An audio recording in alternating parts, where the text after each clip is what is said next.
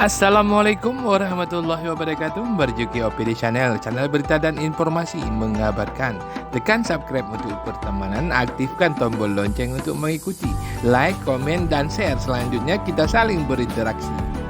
Kereta api perintis Cut Mutia yang merupakan kereta api pertama di Aceh sejak masa kejayaan Aceh Tram yang telah berakhir sejak tahun 1976, yang sebelumnya telah ada sejak masa Belanda dari tahun 1884 silam.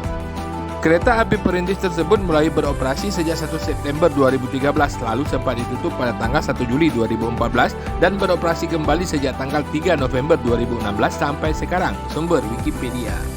Jalur kereta api Cut Mutia menggunakan jalur masa Belanda dan menggunakan stasiun baru di Bungkah, Kecamatan Muara Batu, Aceh Utara, dengan trayek Bungkah sampai dengan Kungkuh sepanjang 15 km. Kereta api dengan kecepatan hanya 50 km per jam tersebut akan menambah jalur lintasan sepanjang 8 km atau sampai ke desa Meriah Paloh, Kota Luxmawi. Maka dalam rangka merealisasi program penambahan jalur tersebut, sejumlah pedagang yang berjualan membangun rumah dan kebun di sepanjang jalur milik PT Kereta Api Indonesia digusur dengan mendapatkan ganti rugi.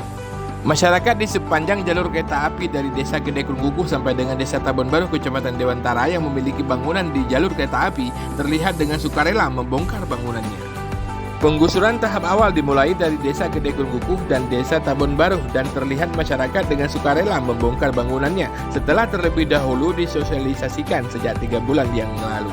Pemilik bangunan diberi uang ganti rugi sebesar Rp300.000 sampai dengan Rp2 juta sesuai dengan besar dan luasnya bangunan.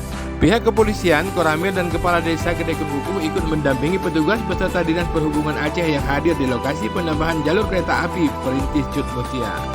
Demikian sedikit informasi yang kami rangkum menyangkut penambahan jalur kereta api perintis Cut Mutia, Aceh Utara dan Kota Luxmawi.